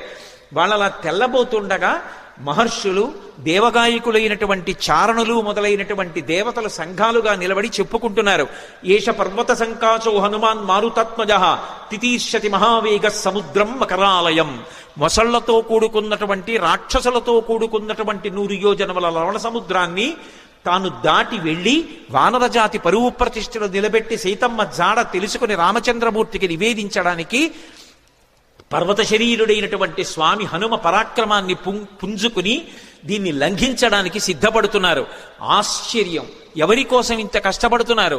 రామార్థం వానరార్థం చ చికీర్షం కర్మదుష్కరం సముద్రస్య పరంపారం దుష్ప్రాపం ప్రాప్తుమిచ్చతి. రాముడి కోసం, వానరుల కోసం స్వార్థత్యాగం చేసి తాను ఇంత క్లేశపడుతూ ఈ సముద్రాన్ని దాటడానికి అదిగదిగదిగో స్వామి హనుమ బయలుదేరుతున్నారని ఆ విద్యాధరులందరూ లేచి నిలబడి ఆయనకి నమస్కరించి స్తోత్రం చేస్తున్నారు. ఇక బయలుదేరడానికి సిద్ధపడ్డారు. ఒక్కసారి తన బలాన్నంతటినీ పుంజుకున్నారు. ఒంటి మీద ఉన్నటువంటి వెంట్రుకలన్నీ నిక్కపొడుచుకున్నాయి. చెవులు రిక్కించారు. కళ్ళు 2 దృష్టి నిలబెట్టి 100 యోజనముల సముద్రం వైపు చూశారు. సచిచాలాచలశ్చాపి ముహూర్తం కపిపీడిత అని దుదివేచ సరోమాణి చకంపే చాచలోపమః బాహూసం స్తంభయామాస మహాపరిగసన్నిభౌ సపాదచ కపికట్యాం చరణౌ సంచుకోచ. ఆయన వెంటనే ఆ ఒంటి మీద వెంట్రుకలు నిక్కపొడుచుకుని ఉన్నాయి. ఆ తోక ఒక్కసారి ఇలా పైకెత్తారు. గరుత్మంతుడు సముద్రం మీద వెడుతూ పావుని తన్నుకుపోతున్నప్పుడు ఎలా ఉంటుందో అలా ఉన్నటువంటి తోకని ఝుళిపించి నేలకేసి కొట్టారు. కొట్టి ఆ 2 చేతులు పైకెత్తి ఇలా పరిగలు బిగించినట్టు బిగించారు. మహాపరిగసన్నిభౌ సపాదచ కపికట్యాం చరణౌ సంచుకోచ. కాళ్ళు వంచారు, మోకాళ్ళు కొద్దిగా కిందకి ఉంచారు, నడుం సన్నం చేశారు, హృదయాన్ని బాగా విశాలం చేశారు. మార్గమాలోకయన్ దూరాదుర్ధం ప్రణిహితేక్షణ రురోధ హృదయే ప్రాణాన్ ఆకాశమవలోకయన్. ప్రాణవాయువుని లోపల బంధించారు, దృష్టి బాగా నిలబెట్టారు, చెవులు రిక్కించారు. ఇక ఎగరడానికి సిద్ధపడుతున్నారు. పాదములతో తొక్కి పెట్టి ఉంచారు. మోకాళ్ళు వంగి ఉన్నాయి, నడుం సన్నగా ఉంది, తొడలలోకి శక్తినంతటినీ పుంజుకున్నారు. ఇక ఎగరబోతూ కిందకి చూశారు. చిన్న చిన్న రూపాలతో కొన్ని లక్షల వానరములు స్వామికి నమస్కారం చేస్తూ శుభం కలగాలని, వానరజాతి పరువు నిలబడాలని స్తోత్రం చేస్తున్నాయి. వాళ్ళ వంక చూసి ప్రతిజ్ఞ చేశారు. తతో రావణనీ నేను బయలుదేరే ముందు యథా రాఘవ నిర్ముక్త శరశ్వసన విక్రమ గచ్చేతద్గమిష్యామి లంకాం రావణపాలితాం నహి ద్రక్ష్యామి ఇది లంకాయాం జనకాత్మజాం అనేన విహివేగేన గమిష్యామి సురాలయం బద్ధ్వా రక్షత రాజేన మానయిష్యామి రావణం సర్వదా కృతకార్యోహామీష్వామి సహసీతయా అన్నారు. నేను ఇప్పుడు బయలుదేరి వెళ్ళేటప్పుడు నా శక్తితో వెళ్ళటం లేదు. రామచంద్రమూర్తి తన ఎడమ చేత్తో బంగారు కోదండాన్ని పట్టుకుని అక్షయ బాణతూణీరంలోంచి బాణాన్ని తీసి కుడి చేతితో వింటినారికి సంధించి ఆకర్ణాంతంలాగి విడిచిపెట్టబడినటువంటి రామబాణం మధ్యలో ఆగకుండా వెళ్లి లక్ష్యం మీద ఎలా పడిపోతుందో అలా రామచంద్రమూర్తి యొక్క అనుగ్రహాన్ని పొందినటువంటి నేను లంకాపట్టణం మీద వెళ్లి పడతాను. ఆ పడిన తరువాత సీతమ్మ జాడ కనిపెట్టడానికి అన్వేషిస్తాను. ఒకవేళ నాకు సీతమ్మ జాడ దొరకకపోతే 10 తలలు కలిగినటువంటి రావణాసురుణ్ణి బంధించి తీసుకొచ్చి ప్రస్రవణ పర్వత చక్రముల మీద కూర్చున్న రామచంద్రమూర్తి పాదముల దగ్గర పడేసి వాడి చేత నిజం కక్కిస్తాను. ఒకవేళ రావణుడు కూడా కనపడకపోతే అక్కడి నుంచి స్వర్గలోకానికి వెళ్లి స్వర్గలోకంలో కూడా సీతమ్మను అన్వేషిస్తాను. స్వర్గంలో కూడా సీతమ్మ కనపడకపోతే తిరిగి వచ్చి రావణ యొక్క లంకాపట్టణాన్ని పెళ్లగించి చేత్తో పట్టుకుని తీసుకొచ్చి సుగ్రీవుడి యొక్క సన్నిధానంలో నిలబెడతాను. అటువంటి బలాన్ని పుంజుకుని నేను బయలుదేరుతున్నాను, మీరు బెంగ పెట్టుకోకండి, రామకార్యాన్ని సాధిస్తాను. ఈయేషా ధృతి, ఆ పట్టుదలతో ప్రతిజ్ఞ చేసి ఇక బయలుదేరడానికి సిద్ధపడ్డారు. ఒక్కసారి ఎగిరేటప్పటికి ఊరు వేగోద్ధతా వృక్షా ముహూర్తం కపిమన్వయం ప్రస్థితా దీర్ఘమధ్వానం సబంధుమివ బాంధవాహ. ఆయన ఒక్కసారి సముద్రం మీదకి ఏటవాలుగా తెల్లవారుజాము కాలంలో ఎగిరితే కొన్ని వందల సంవత్సరముల నుంచి ఆ పర్వతం మీద పెరుగుతున్నటువంటి మహావృక్షములు కూడా కూకటి వేళ్లతో సహా పెకలింపబడి ఆయన తొడల వేగానికి ఆయనతో పాటుగా వెళ్ళి కొంత దూరం వెళ్ళిన తరువాత ఇక ఆ వేగంతో వెళ్ళలేక సముద్రంలో పడిపోయాయి. చిన్న చిన్న చెట్లు చాలా దూరం వెళ్ళాయి. ఆ వెళ్ళడం ఎలా ఉందంటే, ముఖ్యమైనటువంటి బంధువులు దూర ప్రదేశానికి ప్రయాణం చేస్తుంటే అనుగమించి కొంత దూరం వెళ్ళి వీడ్కోలు పలికి వెనక్కి వస్తున్నటువంటి బంధువుల సమూహమా అన్నట్లుందిట. మహారాజుని అనుగమించి మహారాజు వెంట వెడుతున్నటువంటి సైన్యమా అన్నట్టుగా ఉందిట. ఒక దాంట్లో నిర్బంధం, ఒక దాంట్లో ఐచ్ఛికం. బంధువులు వెళ్ళేటప్పుడు స్వచ్ఛందంగా వెడతారు, సైన్యం వెళ్ళేటప్పుడు రాజుని అనుగమించాలి, రాజాజ్ఞ. ఎలా వెడతారో అలా వెడుతున్నారు. అలా వెళ్ళి ఆ చెట్లన్నీ కూడా బరువైనటువంటి చెట్లు ముందు పడిపోయాయి, తేలికైన చెట్లు చాలా దూరం హనుమతో పాటు వెళ్ళాయి.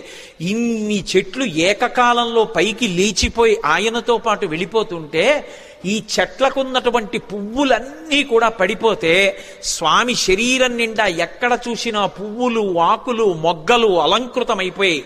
అలంకృతమైపోతే ఆయన ఎలా ఉన్నారంటే, మెరుపులతో కూడుకున్నటువంటి మేఘం ఆకాశంలో ప్రయాణం చేస్తే ఎలా ఉంటుందో అలా ఉన్నారు. ఆ పువ్వులన్నీ కూడా సముద్రంలో పడ్డాయి. ఆ సముద్రంలో పడినప్పుడు ఆ సముద్రం అంతా పువ్వులతో కూడి నక్షత్రములతో కూడుకున్న ఆకాశం భూమి మీదకి వస్తే ఎలా ఉంటుందో సముద్రం అలా ఉంది. అంత వేగంతో ఆయన వెళ్ళిపోతున్నప్పుడు ఆ గాలి ఆయన యొక్క బాహుమూలములలోంచి, అంటే సంకలలోంచి వెనక్కి వెడుతున్నప్పుడు విచిత్రమైనటువంటి రవం చేస్తోంది. యథేచ్ఛగా ఆకాశంలో వెళ్ళిపోతూ పిబన్నివ బభౌచాపి సౌర్మిమాలం మహార్ణవం పిపాసరివచాకాశం దదృశేష మహాకపి. ఆయన ఆ వెడుతున్నప్పుడు ఎలా ఉందంటే, ఇలా పైకి చూస్తే మెరుపుల ముద్ద వెళ్ళిపోతున్నట్టుగా ఆకాశాన్ని ఎవరో తాగేస్తున్నారా అన్నట్టుగా ఉంది. ఆయన వెడుతున్నంతసేపు ఎంత దూరం ఆయన ప్రయాణం చేస్తే అంత దూరం సముద్రం చాప చుట్టినట్టు పైకి లేచి ఆయన శరీరం అలా వెళ్ళిపోగానే ఆయనకి తగులుతోందా అన్నట్టుగా పైకి లేచి విరిగి కెరటం పడిపోతోంది. అలా సముద్రం పైకి లేచిపోయి సంక్షోభాన్ని చెందుతోంది. పెద్ద పెద్ద చెట్లు పడిపోయాయి, కెరటాలన్నీ కదిలిపోతున్నాయి, సముద్రంలో ఉండేటటువంటి ప్రాణులన్నీ క్షోభ చెందాయి.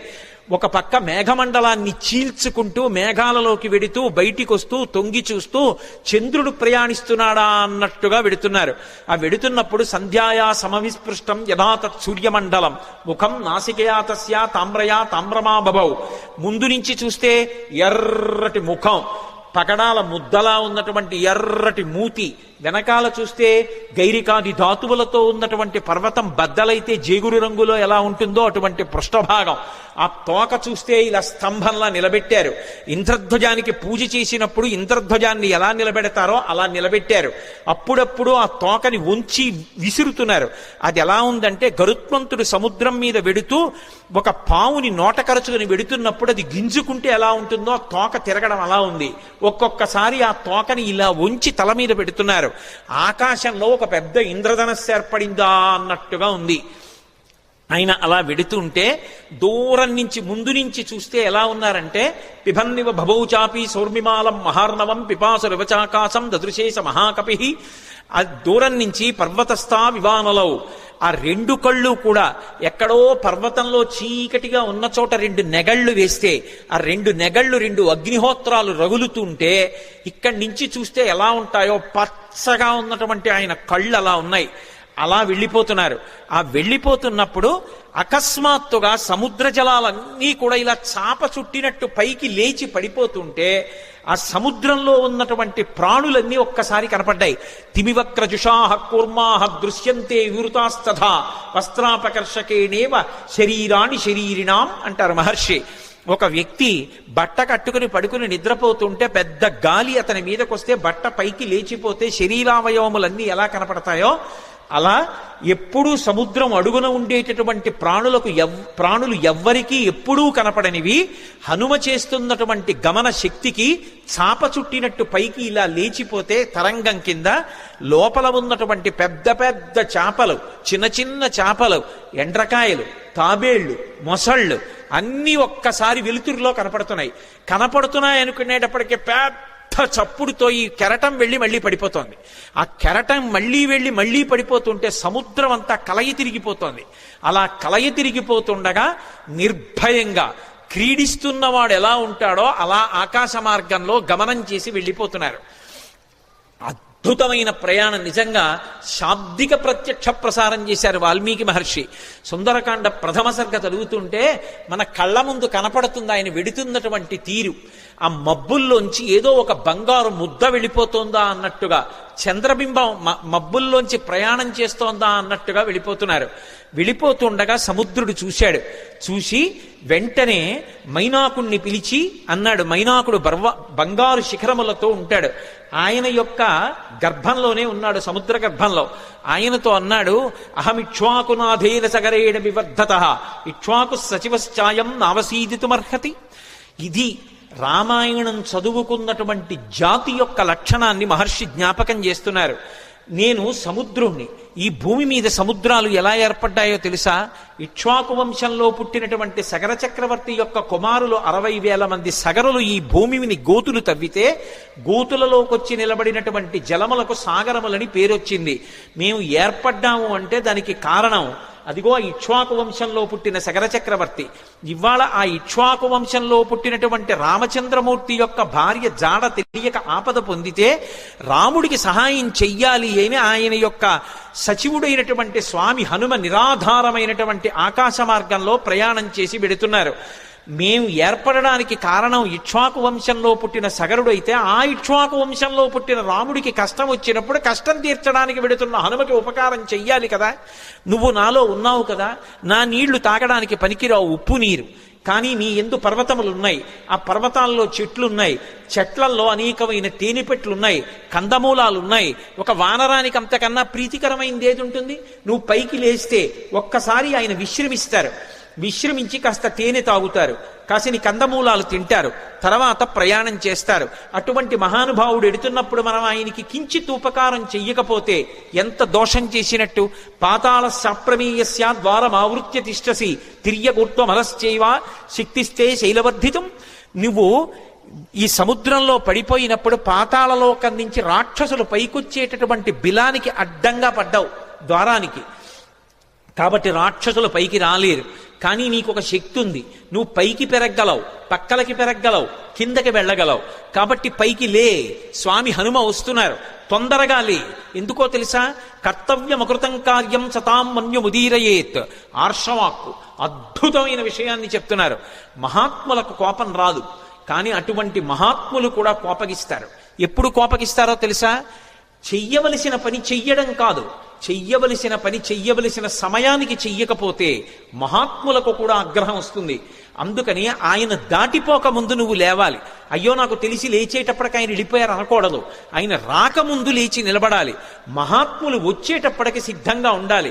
అందుకని వారు రాకముందు లేచి నిలబడు, అంజలి ఘటించు, స్వాగతం పలుకు, పలికి ఆయనకి విశ్రాంతికి స్థానం కల్పించు అనగానే మైనాక పర్వతం సముద్రాన్ని చీల్చుకుని ఒక్కసారి పైకి లేచింది. వచ్చేస్తున్నారు హనుమ ఆకాశ మార్గంలో. అకస్మాత్తుగా ఆ శిఖరముల మధ్యలో బంగారం ఉంటుంది. బాలసూర్యుని యొక్క కిరణములు పడి తెల్లవారుజాము కాలమేమో మరింత శోభిస్తోంది. ఆకాశం అంతా బంగారు వర్ణం పొందేసింది. అకస్మాత్తుగా సముద్రంలోంచి శిఖరములు లేచాయేమో, సముద్ర రంగంతా కూడా బంగారు రంగు అయిపోయింది. ఆ శిఖరములు పైకి లేచాయి. దర్శయామాస శృంగాణి సాగరేణ నియోజిత శాతకుంభమయీర్ శృంగై సకిన్నరమహోరగై అంటారు మహర్షి. ఆ పర్వత శిఖరములు పైకి లేస్తే దాని మీద కిన్నరులు ఉన్నారు, దాని మీద భయంకరమైనటువంటి సర్పములు ఉన్నాయి, చెట్లున్నాయి, తేనెపట్లున్నాయి, కందమూలాలున్నాయి, బంగారంతో మెరిసిపోతున్నాయి ఆ శిఖరాలు. స్వామి హనుమ చూశారు, ఇదేమి ఇప్పటి వరకు లేనిది సముద్రంలోంచి అకస్మాత్తుగా బంగారు శిఖరాలు పైకి లేచాయే అని. మధ్యే లవణతోయస్య విఘ్నోయమితి నిశ్చిత. అకస్మాత్తుగా సముద్రంలోంచి బంగారు శిఖరాలు పైకి లేచాయంటే ఇది నేను చేస్తున్నటువంటి పనికి, నేను వెడుతున్న కార్యానికి విఘ్నం, నేను ఆగకూడదు అని వరసాపాతయామాస జీమూత వివమారుత తన వక్షస్థలంతో కొట్టారు శిఖరాల్ని. అవి చూర్ణములై పొడి అయిపోయి పడిపోయాయి. సముద్రంలో పడిపోగానే ఒక్కసారి మైనాకుడు పురుష రూపాన్ని దాల్చి నిలబడ్డాడు. అంతరిక్ష స్థిత శ్రీమాన్ ఇతం వచనమబ్రవీత్. ఆకాశంలో నిలబడి స్వామి హనుమతో మాట్లాడుతున్నాడు. మహానుభావ, కృతీచ ప్రతికర్తవ్యం దేశధర్మ సనాతన సోయం తత్ప్రతికారార్థీ తత్వసమ్మానమర్హతి అతిథి కిల పూజార్హ ప్రకృతోపి విజానత. ఈ జాతికి ఒక లక్షణం ఉంది, ఉపకారం చేసిన వాడికి ప్రత్యుపకారం చెయ్యాలి. ఒక ఉపకారాన్ని పొంది తిరిగి ప్రత్యుపకారం చెయ్యకుండా ఉపకారాన్ని మరిచిపోయిన వాడెవరుంటాడో వాడు కృతఘ్నుడు. అటువంటి కృతఘ్నుడికి నిష్కృతి లేదు. కిష్కింధకాండలో కూడా స్వామి లక్ష్మణుడు అంటాడు, బ్రహ్మఘ్నైచ సురాపేచ చోరే భగ్నవ్రతీ తథా నిష్కృతిర్విహితా సిద్ధిః కృతఘ్నో నాస్తి నిష్కృతి. బ్రహ్మహత్య చేసిన వాడికి, దొంగతనం చేసిన వాడికి, సురాపానం చేసిన వాడికి, ఒక వ్రతం చేస్తానని నీళ్లు ముట్టుకుని కూడా వ్రతం చెయ్యకుండా వ్రతభంగం చేసిన వాడికి ప్రాయశ్చిత్తం ఉందేమో కానీ చేసిన ఉపకారాన్ని మరిచిపోయి కృతఘ్నుడై బ్రతికేటటువంటి వాడికి మాత్రం నిష్కృతి లేదంటాడు. కాబట్టి కృతీచ ప్రతికర్తవ్యం దేశధర్మ సనాతన. ఉపకారం చేసిన వాడికి ఉపకారం చెయ్యొద్దు. నేను సముద్రంలో దాక్కున్నాను, దాక్కోవడానికి నాకు అవకాశం ఇచ్చి సముద్రుడు ఉపకారం చేశాడు. అంతేకాదు, నీ తండ్రి నాకు ఉపకారం చేశాడు. ఒకానొకప్పుడు పర్వతాలకన్నిటికీ కృతయుగంలో రెక్కలుండేవి. పర్వతములు ఎగిరి వెళ్ళి ఎక్కడ కావాలంటే అక్కడ దిగేవి. అలా దిగుతున్నప్పుడు గ్రామాలకి గ్రామాలు, మునివాటికలు నశించిపోతుండేవి. అందరూ హాహాకారాలు చేస్తే దేవేంద్రుడు తన వజ్రాయుధంతో పర్వతాలకుండేటటువంటి రెక్కలు తరిగేశాడు. అలా తరిగేస్తున్నప్పుడు నా రెక్కలు కూడా తరిగేస్తాడని నేను భయపడి భయంతో రెక్కలు ఉన్నా ఎగరలేక ఉండిపోయాను. అప్పుడు నీ తండ్రి వాయుదేవుడు చూశాడు. మిత్రత్వాన్ని పాటించి అయ్యో రెక్కలున్నా ఎగరలేకపోతున్నాడని నన్ను ఎత్తి ఇంద్రుడికి కనపడకుండా తీసుకొచ్చి సముద్రంలో పడేశాడు. నేను వెళ్ళి రాక్షసుడు పైకొచ్చేటటువంటి బిలమార్గానికి అడ్డుగా పడ్డాను. ఇంద్రుడు ఓరకంట చూసి పోనీలే భయంతో కదలడు కాబట్టి బిలమార్గం మూసుకుంది, రాక్షసులు పైకి రారు. ఉభయత్రా ఉపకారం జరుగుతుందని ఊరుకున్నాడు. రెక్కలున్నా కదలలేక ఆనాటి నుంచి ఈనాటి వరకు సముద్రంలో పడున్నాను. నీ తండ్రి వాయుదేవుడు నాకు ఉపకారం చేశాడు. ఆ తండ్రికి కొడుకువి నువ్వు. ఆత్మావై పుత్రనామాసి. ఆయనకి ఉపకారం చేస్తే ఎంతో, ఆయన కొడుక్కి ఉపకారం చేస్తే అంతే. అందుకని నువ్వు వెడుతున్నప్పుడు నీకు నేను ఉపకారం చెయ్యొద్దు. అతిథి కిల పూజార్హ ప్రకృతోపి విజానత. అసలు ఒక అతిథి లభించడమే చాలా కష్టం జీవితంలో. అటువంటిది మహాప్రాజ్ఞుడు, నవవ్యాకరణ పండితుడు, స్వార్థం లేనివాడు, రామచంద్రమూర్తి యందు అపారమైన భక్తి కలిగినటువంటి నీ వంటి మహాపురుషుడు అతిథిగా లభించడం అంటే నేను పొందిన అదృష్టం. నిపత్య మమశృంగేషు విశ్రమస్వ యథాసుఖం. ఒక్కసారి నా పర్వత శిఖరముల మీద దిగవయా, కాసేపు విశ్రాంతి తీసుకో, ఇంత తేనె తాగు, కాసిని కందమూలాలు తిను, కించిత్ విశ్రమించు, మళ్ళీ బయలుదేరి వెళ్ళిపో అన్నారు. విన్నారు హనుమ. ఒక్కసారి నవ్వి ప్రీతోస్మి కృతమాతిథ్యం మన్యురేషోపనీయతాం త్వరతే కార్యకాలో మే అహస్యాప్యతివర్తతే ప్రతిజ్ఞాతమయా దత్తానస్తాతం వ్యభిహాంతరే అంటారు. ప్రీతోస్మి కృతమాతిథ్యం, చాలా సంతోషం, మీరు నాకు ఆతిథ్యం ఇచ్చినట్టే, మీరు నాకు అన్నీ పెట్టినట్టే, కానీ అన్యురేషోపనీయతాం, మన్యువు పెట్టుకోకండి, అంటే కోపం పెట్టుకోకండి మనసులో. మీరు అన్న మాట నేను పాటించలేదని ఏమనుకోకండి, నేను ప్రతిజ్ఞ చేశాను. రామకార్యం మీద ఎక్కడా ఆగను, రామచంద్రమూర్తి విడిచిపెట్టిన బాణం ఎలా వెడుతుందో అలా వెడతానన్నాను. అలా వెడతానన్నవాడిని అలా వెళ్లకుండా మధ్యలో దిగి విశ్రాంతి తీసుకుని వెడితే రామబాణంలా వెళ్ళినట్టు ఎలా అవుతుంది? ఇది హనుమ యొక్క ప్రజ్ఞ. అంతటి ప్రాజ్ఞుడైన, అంత శక్తివంతుడైన, కేవలం నా ప్రయత్నం చేత సాధిస్తాననరు. రామచంద్రమూర్తి యొక్క సహాయం కావాలి. యథా రాఘవ నిర్ముక్త శరస్వసన విక్రమ, రాముడు వదిలిన బాణంలా వెడతాను. రామానుగ్రహం ఉండాలి. ఎవడైనా జీవితంలో వృద్ధిలోకి రావాలనుకున్నవాడు తాను చెయ్యవలసిన పని తాను చేస్తూ, తన ప్రయత్నం తాను చేస్తూ, ప్రయత్నానికి పక్కన భగవంతుని యొక్క అండదండలు కూడా కలగాలని కోరుకోవాలి. భగవంతుని యొక్క ఏ అనుగ్రహం లేకుండా కేవలం తన ప్రయత్నం వలన సాధిస్తాననుకోవడం మూర్ఖత్వం. ఎప్పుడూ అలా సాధించలేడు. ఈశ్వరుని యొక్క అనుగ్రహం తోడు కావాలి. అందుకే నేను కాదు, రాముడి విడిచిన బాణంలా వెడతాను, రామానుగ్రహం నా యందు నిలబడాలన్నారు. అందుకే మహానుభావుడు నేను రామబాణంలా వెడతానని ప్రతిజ్ఞ చేసి మధ్యలో ఆగలేను.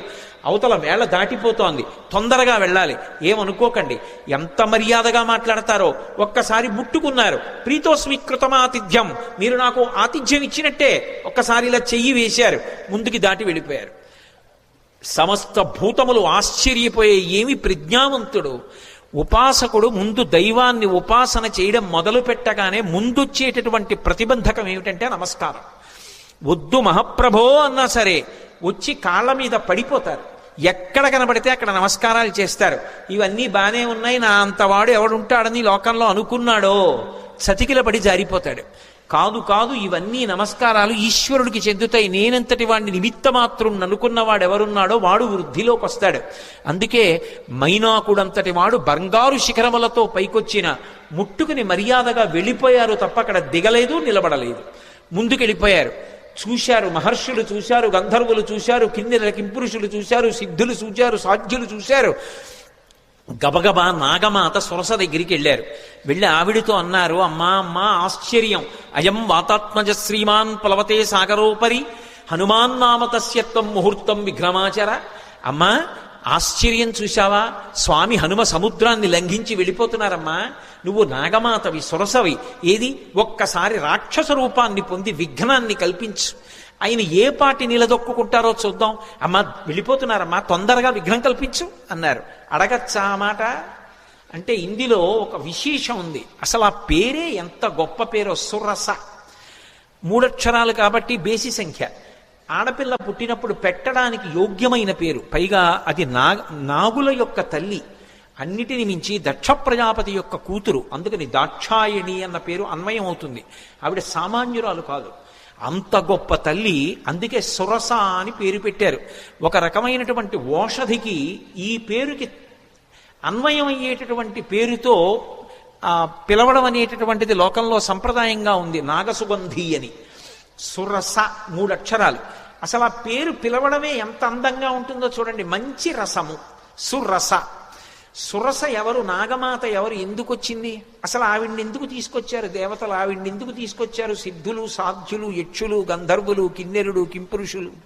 అంటే ఈ సురస ఎవరో కాదు, కశ్యప ప్రజాపతి భార్యలలో ఒకటి అయినటువంటి కద్రువ. మీరు పూర్వం మహాభారతంలో ఆదిపర్వంలో ప్రారంభం కథ అదే. వినతా కద్రువుల కథ విని ఉంటారు. కద్రువ వినతయందు అసూయ చెందింది.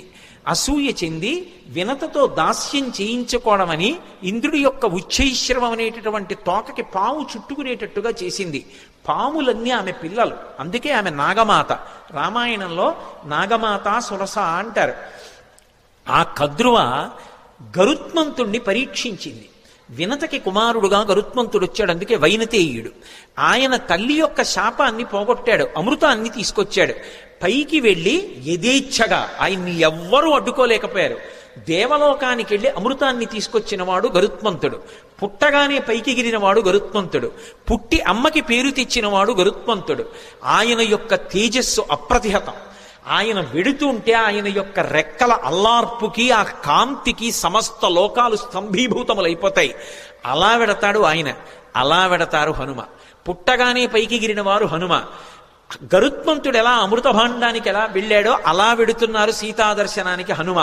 అక్కడ దేవతల్ని ఓడించాడు గరుత్మంతుడు, ఇక్కడ రాక్షసుల్ని ఓడించాలి హనుమ.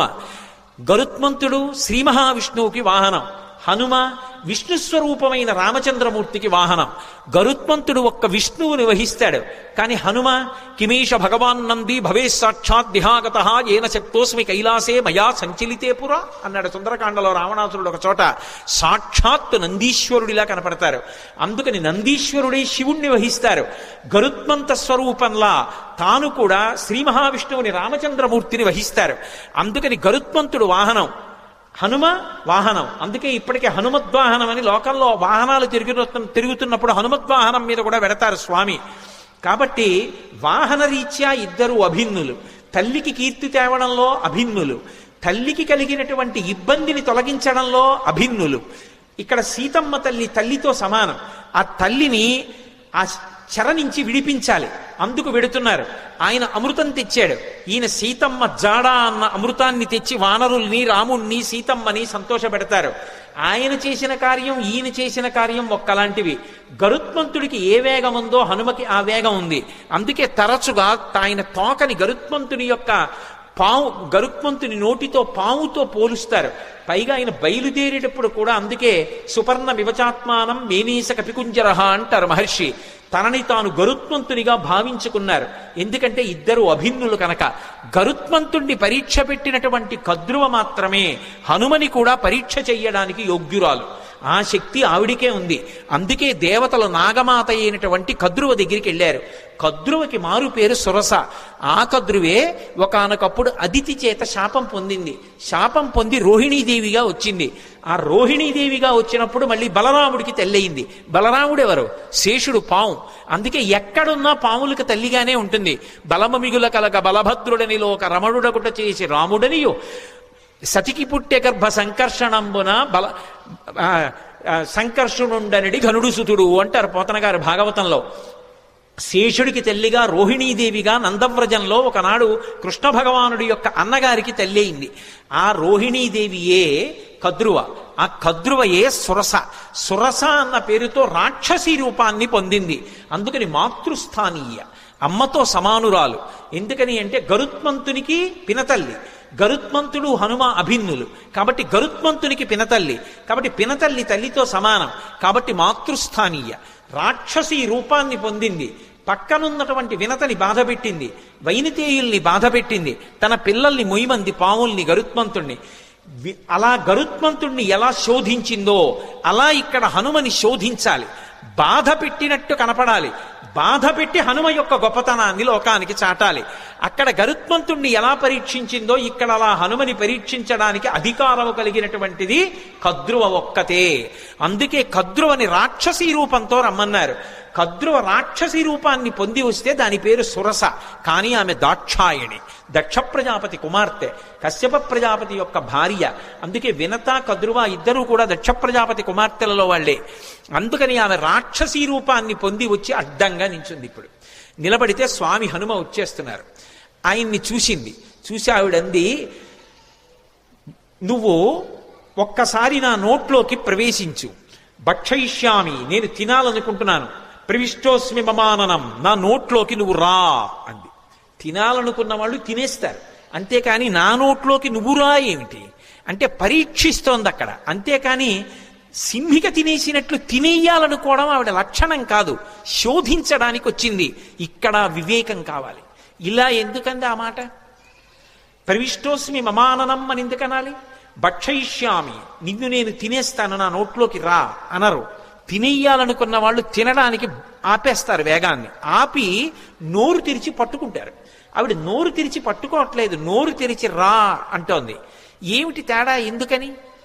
అది వివేకం అంటే. అది ఉందా హనుమకి? తట్టుకుంటారా రేపు లంకలో? ఇది పరీక్షిస్తున్నారు దేవతలు. వెంటనే ఆయన మహానుభావుడు హనుమ చూశారు, ఇదేదో ప్రతిబంధకం వచ్చిందే, రాక్షసొచ్చిందే, నోరు తెరిచిందే. ఆయన ఏం బెంగపెట్టుకోలేదు. వెంటనే ప్రహృష్టవదన శ్రీమాన్ ఇదం వచనమబ్రవీత్. ఆయన ముఖంలో సంతోషం అలాగే ఉంది. ఉపాసన చేసేవాడు దైవాన్ని చేరాలనుకునేవాడికి అనేకమైన కష్టాలు వస్తాయి. ఒక్కొక్కసారి సన్మానాలు వస్తాయి, ఒక్కొక్కసారి పెద్దవాళ్లతో పరిచయాలు వస్తాయి, ఒక్కొక్కసారి ఎంతటి వాళ్ళు నమస్కారం చేస్తారు, ఒక్కొక్కసారి ఎవడో రాళ్లు విసురుతాడు. ఆ రాళ్లు విసిరాడని బెంగ పెట్టుకోకూడదు, పువ్వులు జల్లారని పొంగిపోకూడదు. రెండిటికీ తట్టుకోవాలి. సురస వచ్చి ఎదురుగుండా నిలబడింది రాక్షసీ రూపంలో. ఆయన బెంగ పెట్టుకోలేదు. బెంగ పెట్టుకోలేదని చెప్పడానికి మహర్షి అద్భుత ప్రయోగం చేస్తారు. ప్రహృష్టవదన శ్రీమాన్ ఇదం వచనమబ్రవీత్. పరమ సంతోషంతో ఆవిడ వంక చూశారు. చూసి రామకథ చెప్తారు. హనుమ సుందరకాండలో 1కి 10 మాటలు రామకథ చెప్తారు, అందుకు వింటారు సుందరకాండ. కానీ చెప్పేటప్పుడు మళ్ళీ మొత్తం కథంతా చెప్పరు. ఎక్కడ ఎలా చెప్పాలో అలాగే చెప్తారంతే. ఒక్కొక్క చోట సంక్షిప్తంగా చెప్తారు. ఈ పరిస్థితుల్లో రామకథ వివరంగా చెప్పడం కుదరదు. అందుకే ఎంత సంక్షిప్తంగా చెప్పారంటే, రామో దాశరథిర్నామ ప్రవిష్టో దండకాననం లక్ష్మణైన సహభ్రాత వైదేహ్యా చాపిభార్యయా అథవా మైథిలీం దృష్ట్వా రామంచా క్లిష్టకారిణం ఆగమిష్యామితే వక్త్రం సత్యం ప్రతిశృణోమితే అన్నారు. అమ్మా, దశరథ మహారాజు గారి కొడుకు రామచంద్రమూర్తి సీతమ్మతో కలిసి తండ్రిని సత్యమునందు నిలబెట్టడానికి అరణ్యవాసానికి వస్తే రాముడి భార్య అయిన సీతమ్మని రావణుడన్న రాక్షసుడు అపహరించాడమ్మా. ఆ సీతమ్మ జాడ కనిపెట్టడానికి వెడుతున్నాను. ఒక్కసారి సీతమ్మ జాడ తెలుసుకుని రామచంద్రమూర్తికి చెప్పి వచ్చి నీ నోట్లోకి వచ్చేస్తాను, నన్ను మన్నించమ్మా, వదిలిపెట్టు అన్నారు. ఆవిడ తినేస్తానంటలేదు, పట్టుకోవట్లేదు. ఆవిడంది కుదరదు, ఇది దేవతల వరం, అంటే నిన్ను పరీక్షించాలి, దేవతలు అడిగారు కాబట్టి నువ్వు నా నోట్లోకి వచ్చి వెళ్ళు అంది. నా నోట్లోకి వచ్చాక ఏమో నాకు ఆహారం అయిపోవచ్చు, నువ్వు పరీక్ష తట్టుకోలేకపోవచ్చు, కాబట్టి నా నోట్లోకి వచ్చి వెళ్ళు అంది. ఆయన అన్నారు, అలాగేనా అమ్మా, తప్పదా, అలాగే పెడతాను అన్నారు. పెద్ద శరీరం పెంచారు. ఆ శరీరం పట్టద్దు, ఆవిడ నోరు తెరిచింది. ఇంకొంచెం పెంచారు, ఇంకొంచెం నోరు తెరిచింది. ఆయన అపారమైన వివేకం ఉన్నవాడు, మహానుభావుడు. హనుమంటే సశింక్షప్యాత్మనక్కాయం బభూవాంగుష్ఠమాత్రక. బొటన వేలంత చిన్నవారైపోయారు అకస్మాత్తుగా. సురస పెద్ద నోరు తెరిచి ఇంకా పెంచుతారనుకుంటోంది. ఆయన బొటన వేలంతా అయిపోయి చటుక్కున లోపలికి వెళ్ళి బయటకు వచ్చేశారు. అమ్మా, ప్రవిష్టోస్మిహితే వక్త్రం దాక్షాయని నమోస్తుతే గమిష్యే యత్ర వైదేహీ సత్యం జాసీధరస్తవా అన్నారు. అమ్మా, నీ నోట్లోకి వెళ్ళమన్నావు కదా, ప్రవిష్టోస్మిహితే వక్త్రం దాక్షాయని నమోస్తుతే. కనిపెట్టేశారు మహానుభావుడు, మహావివేకశాలి. అమ్మా, నువ్వు దాక్షాయణివి, దక్ష ప్రజాపతి కుమార్తెవి, కద్రువవి, సొరసగా వచ్చావు, నన్ను పరీక్షిస్తున్నావమ్మా, నీకు నమస్కారం. నన్ను తినడం నీ ఉద్దేశ్యం కాదు, శోధిస్తున్నావంతే. అమ్మా, అనుగ్రహించమ్మా, నన్ను ఆశీర్వదించమ్మా, సత్యం దాసీధరస్తవా, నేను వెళ్ళి ఆ వైదేహి జాడ కనిపెట్టాలమ్మా అన్నారు. పొంగిపోయింది ఆవిడ. గరుత్మంతుడిని ఎలా ఆశీర్వదించిందో అలాగే ఆశీర్వదించింది. అర్ధసిద్ధ్యై హరిశ్రేష్ఠ గచ్చ సౌమ్య యథాసుఖం సమానయిష్వ వైదేహీం రాఘవేణ మహాత్మన. నాయనా, నీకు అభయం ఇస్తున్నాను, వెళ్ళు. సంతోషంగా బయలుదేరి వెళ్ళి సీతమ్మ జాడ కనిపెట్టి సీతారాముల్ని కలిపినవాడు హనుమ అనేటటువంటి అద్భుతమైన కీర్తిని పొందు అంది. సుందరకాండకున్న గొప్పతనం ఏమిటో తెలుసా? అక్కడ మైనాకుడు పైకొచ్చాడు. ఆయన ఏమి హనుమ ఆతిథ్యం పుచ్చుకోలేదు. పుచ్చుకోకుండా ఇలా ముట్టుకుని వెళ్ళిపోయారు. వెళ్ళిపోగానే పైకి తేలి ఉన్నాడు కదూ, ఇంద్రుడు వచ్చాడు. ఇంద్రుడు రాగానే తన రెక్కలు తరిగేస్తాడనుకున్నాడు మైనాకుడు. ఆయన అన్నాడు, వచ్చి చూసి, హిరణ్యనాభ శైలేంద్ర పరితిష్టోస్మితే భృజం అభయంతే ప్రయచ్ఛామి తిష్ట సౌమ్య యథాసుఖం అన్నాడు. ఓ మైనాకుడా, నాకు తెలుసు నువ్వు సముద్రంలో ఉన్నావని, ఎప్పుడో అప్పుడు పైకొస్తావు, నీ రెక్కలు తరిగేద్దాం అనుకున్నాను. కానీ రామకార్యం మీద వెడుతున్న హనుమకి ఆతిథ్యం ఇవ్వడానికి నీ రెక్కలు తెగిపోయినా పర్వాలేదని పైకొచ్చావు. ఇవ్వాల నీకు అభయం ఇస్తున్నాను, నీ రెక్కలు తరగను, నువ్వు అలాగే సంతోషంగా కూర్చో, నీ జోలికి రానని వెళ్ళిపోయాడు. మీరు గమనించండి, రామకార్యం మీద వెడుతున్న వాడికి మాట సాయం చేస్తే సంపాతికి కాలిపోయిన రెక్కలు వచ్చాయి. రామకార్యం మీద వెడుతున్న వాడికి గుక్కెడు మంచినీళ్లు ఇవ్వలేదు, తాగలేదు. తాగమని అడిగినందుకుగాను ఉత్తర క్షణంలో ఉన్న రెక్కలు నిలబడ్డాయి భద్రంగా. రామ కథకి సుందరకాండకి ఉండేటటువంటి శక్తిని చెప్పకుండా చెప్తారు మహర్షి. ఇక్కడికి వచ్చేటప్పటికి సురసని దాటి ముందుకెళ్ళిపోతున్నారు. సురస అంటే ఎవరో కాదు, సంసారమే సురస. సంసారాన్ని దాటడం కాదు సుందరకాండ తత్వంగా చెప్పినప్పుడు. సంసారంలోకి ప్రవేశించనంటే కుదరదు. సంసారంలో ప్రవేశించకుండా నేను ఏదో అలా ఉండిపోతానండి అంటే అకస్మాత్తుగా కామము ధర్మమును విడిచి కాటు వేసిందా జారి కింద పడిపోతాడు. కామమునకు అర్థమునకు ధర్మం ఇచ్చి ధర్మము చేత కట్టు వెయ్యాలి. కట్టు వేసి సంసారమునందుండి సంసారమునకు అంటుకోకుండా సంసారాన్ని పరిశీలించి సంసారమునకు నమస్కరించి సంసారము యొక్క అనుగ్రహంతో వైరాగ్యాన్ని పొంది కొబ్బరి పెంకు కట్టుకున్న కొబ్బరి కురిడి అయిపోయిన తర్వాత విడిపోయినట్టు సంసారము నుండి విడివడాలి. అలా విడివడేటటువంటి ప్రజ్ఞ ఏది ఉందో అది సంసారములోకి వెళ్ళి పైకి రావడం, ఆ ప్రజ్ఞని ఆవిష్కరించడం, సురస నోట్లోకి వెళ్ళి పైకి రావడం. కాబట్టి మహానుభావుడు మనకి మార్గాన్ని నేర్పి ఇది కదా సుందరకాండని పేరు పెట్టడానికి మహర్షి ఎంచుకున్నటువంటి అన్వయ క్రమం. లోపలికి వెళ్ళి పైకొచ్చారు, సురస ఆశీర్వచనం పొందారు, మరికొంచెం ముందుకెళ్ళారు. వెళ్ళేటప్పటికీ అకస్మాత్తుగా ఆయన యొక్క గమనం కుంటుపడిపోయింది. ముందుకు వెళ్ళలేకపోతున్నాను, నన్ను ఏదో మహాభూతం ఆపేసింది, నా గమనం కుంటుపడిపోయింది, నా శక్తి క్షీణించిపోయింది, ఎందువలన అని చూశారు. చూసేటప్పటికీ వక్త్రం ప్రసారయామాస పాతాళాంతర సన్నిభౌ, ఒక పెద్ద ప్రాణి ఒకటి నీళ్లల్లో పడుకుని ఉంది. అది దానికి ఒక లక్షణం ఉంది. ప్లవమానంతు తం దృష్ట్వా సింహికా నామరక్షసి మనసా చింతయామాస ప్రవృద్ధా కామరూపిణి. ఇది మీరు జాగ్రత్తగా గమనించాలి. కిష్కింధకాండలో దక్షిణ దిక్కు కెడుతున్నప్పుడు వానరులందరినీ పిలిచాడు సుగ్రీవుడు. ఆయన్ని వాలి వెంట తరిమినప్పుడు భూమండలం అంతా తిరిగాడు. అందుకని ఆయనకి తెలుసు ఎక్కడే ఉందో. అన్ని దిక్కులకి వెళ్ళిన వాళ్ళకి చెప్పాడు. తూర్పు దిక్కు కెడితే ఏముంటుందో చెప్పాడు, ఉత్తరాన్ని చెప్పాడు, పశ్చిమం చెప్పాడు, దక్షిణం చెప్తూ మిగిలిన దిక్కులలో సముద్ర గర్భంలో రాక్షసులు ఉంటారు పురుషస్వరూపంతో. దక్షిణ దిక్కున ఉండేటటువంటి సముద్రంలో రాక్షసి ఉంటుంది, స్త్రీ. ఆమె పేరు అంగారిక అని చెప్పాడు. అంగారిక అన్న మాటకు అర్థం ఏమిటో తెలుసా? అంగములను శోషింపచేయగలిగినటువంటి విద్యుత్ సంబంధమైనటువంటి అగ్నిస్వరూపం. అందుకే సింహస్వరూపంగా ఉంటుంది. సింహిక స్త్రీవాచకం. అది పడుకునుంది, దానికి ఒక శక్తి ఉంది. అది చూసిందనుకోండి, ఆ చూసిన శక్తి చేత ఆపేస్తుంది, అవతల వాళ్ళ యొక్క శక్తి తనకి లాగేస్తుంది. అంత గొప్ప శక్తి సింహికది. అది లాగేసింది హనుమ యొక్క శక్తిని. ఆయన శక్తి కుంటుపడిపోయింది, ముందుకు వెళ్ళలేకపోయారు. ఆగిపోయి కిందకి చూశారు. ఏమి ఆపింది నన్ను అని చూశారు. ఒక్కసారి ఊర్ధమూలమధశ్చైవ వీక్షమాణస్తత కపి దదృశేష మహత్సత్వా ఉద్దితం లవణాంభసి తదృష్ట్వా చింతయామాస మారుతిం వికృతానినం కపిరాజేన కడితం సత్వమద్భుత దర్శనం. ఓసారి కిందకి చూశారు, పైకి చూశారు, పక్కలకి చూశారు, నీటిలోకి చూశారు. పెద్ద నోటితోటి మహాప్రాణి ఒకటి పడుకునుంది. గమనించారు. ఓ, దీని గురించే సుగ్రీవుడు బయలుదేరే ముందు చెప్పాడు. ఒక మహాప్రాణి దక్షిణ సముద్రంలో కనపడుతుందని చెప్పాడు. అది పైన వెడుతున్న వాణ్ణి కూడా దూరం నుంచి చూసి కూడా వాడి శక్తిని లాగుతుందని చెప్పారు. ఇదేనమాట. దీన్ని ఉపేక్షించకూడదు. ఇది చంపే లక్షణం ఉన్నది. సురస చంపదు, ప్రవేశించి బయటికి వెళ్ళచ్చు, అనుగ్రహించడానికి వస్తుంది. సంసారం చంపేయడానికి రాదు. సంసారాన్ని సక్రమంగా వినియోగించుకోగలిగిన వాడు ధర్మం చేత అర్ధకామములను ముడివేసి చక్కటి వైరాగ్యాన్ని పొంది వానప్రస్థుగా మిగిలిపోయి ఈశ్వరుడికి దగ్గరవుతాడు. సంసారాన్ని ఉపయోగించుకోలేని వాడు సంసారం పెట్టిన పరీక్షకి లొంగలేక ఇది నేననుకుని బరువు పెంచుకుని సంసారమునందు మగ్నుడైపోతాడు. తట్టుకోగలిగిన వాడు సంసారంలోకి వెళ్ళి కామాన్ని అర్థాన్ని ధర్మంతో ముడిసి తరిస్తాడు. అందుకని అది పరీక్షిస్తుంది, అది అనుగ్రహిస్తుంది. అందుకు నమస్కరించారు. సింహిక అనుగ్రహించదు, చంపేస్తుంది. అందుకని దీన్ని విడిచిపెట్టకూడదనుకున్నారు.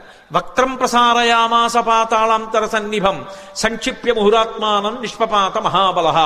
ఒక్కసారి శరీరం పెంచారు. మళ్ళీ సురస పెంచినట్టే సింహిక కూడా పెద్ద నోరు తెరిచింది. చూశారు.